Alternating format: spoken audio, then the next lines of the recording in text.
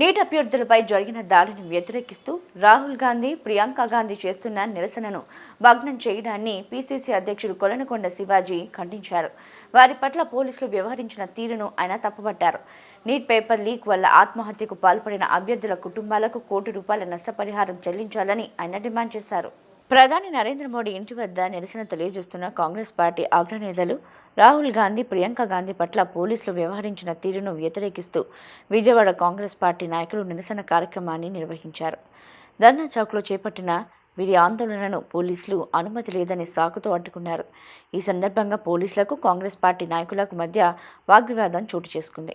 అనంతరం పీసీసీ అధ్యక్షుడు కొలనకొండ శివాజీ మాట్లాడుతూ, నీట్ అభ్యర్థుల పట్ల పోలీసులు వ్యవహరించిన తీరును వ్యతిరేకిస్తూ తమ పార్టీ నేతలు రాహుల్ గాంధీ, ప్రియాంక గాంధీ తదితరులు నిరసన తెలియజేస్తుంటే పోలీసులు దారుణంగా వ్యవహరించాలని మండిపడ్డారు.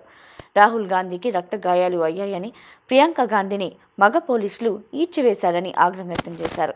నేటి అభ్యర్థుల ప్రధాన సమస్యపై పార్లమెంట్లో చర్చించమని కోరితే అంగీకరించకుండా వందే మాతరం గురించి చర్చ జరపడం దారుణమన్నారు.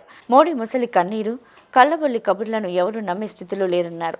మృతి చెందిన విద్యార్థుల కుటుంబాలకు ₹1 పరిహారం చెల్లించాలని, ఈ సందర్భంగా నమోదు చేసిన కేసులను బేషరతుగా ఉపసంహరించాలని శివాజీ డిమాండ్ చేశారు.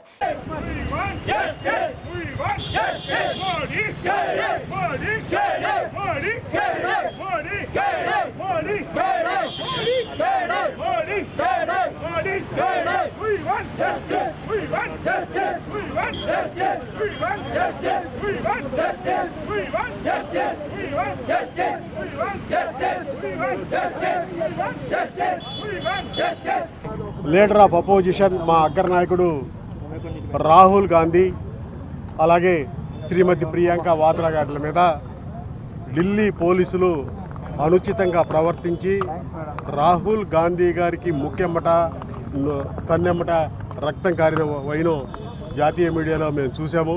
అలాగే మహిళ అయి ఉండి ప్రియాంక గాంధీ గారిని మగ పోలీసులు అసభ్యంగా లోనకు తోయడం కూడా మేము తీవ్ర నిశ్చేష్టులయ్యాం. దీన్ని తీవ్రంగా ఖండిస్తూ ఉన్నాం. మేమేమంటామంటే, రాహుల్ గాంధీ గారికి అవమానం జరిగిన, ప్రియాంక గారికి అవమానం జరిగిన అది మాకు ప్రధాన విషయం కాదు.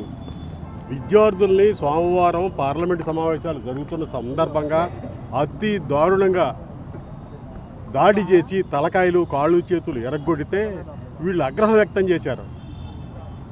పార్లమెంటు ఉభయ సభల్లోనూ రాహుల్ గాంధీ గారు, ఖర్గే గారు, ప్రియాంక గారు, అఖిలేష్ యాదవ్ గారు, డింపుల్ యాదవ్ గారు వాళ్ళందరినీ కూడా పరామర్శించి చేసినా కూడా ఒక్క మాట మాట్లాడాల మోడీ గారు. నిన్న మాత్రం నీట్ గురించి కళ్ళబొల్లి కబుర్లు చెప్తా ఉన్నాడు, ముసలి కన్నీరు కారుస్తూ ఉన్నాడు. మేమేమంటామంటే 80 రోజుల తర్వాత ఇప్పుడు మోడీ గారు మాట్లాడేది అని చెప్పి. పార్లమెంట్ ఉభయ సభలు జరుగుతున్నాయి. దేశం ముందు నీట్ విద్యార్థుల సమస్య ప్రధాన ఎజెండాగా వచ్చేసింది.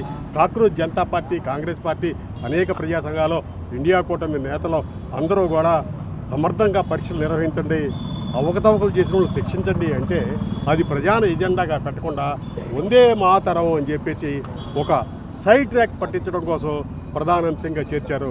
ఇది ఎంత మాత్రం ఆమోదయోగ్యం కాదు. మీరు మా నాయకులను అరెస్ట్ చేసినా, మమ్మల్ని జైల్లో పెట్టినా మాకు కావాల్సింది తక్షణ పరిష్కారం.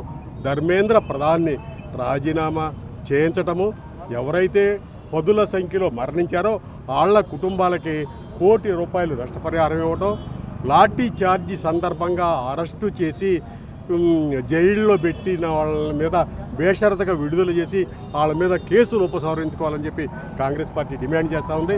ఇది కనుక ఆంధ్రప్రదేశ్లో కూడా అనేక యూనివర్సిటీలు ఉన్నాయి. ఎస్వి యూనివర్సిటీ ఉంది, ఆంధ్ర యూనివర్సిటీ ఉంది, ఆచార్య నాగార్జున యూనివర్సిటీ ఉంది.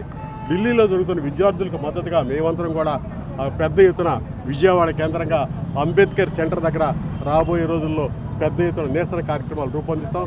ప్రజానికం అందరం కూడా ఏ పార్టీలో ఉన్నా కూడా ఇటువంటి పరీక్షలో అన్యాయాలు జరిగినప్పుడు గొంతెత్తి కామన్ కాజ్ మీద ఎలుగెత్తి చాటాల్సిన అవసరం ఉంది. మనం అందరం ఏకతాటి మీద ధర్మేంద్ర ప్రధాన్ రాజీనామా చేయాలనే డిమాండ్కి మీ మద్దతు కోసం ఈరోజు మా యూత్ కాంగ్రెస్, మా ఎన్ఎస్యుఐ, మా నగర నాయకులు గురునాథం గారు, రాజేశ్వరరావు అన్సారీ, రాష్ట్ర యువజన కాంగ్రెస్ అధ్యక్షుడు పవన్ తేజ, అలాగే లక్కరాజు రామారావు, గంటా గోపి, అనేక మంది మా మిత్రులందరూ కూడా ఈరోజు ఈ కార్యక్రమం చేశాము.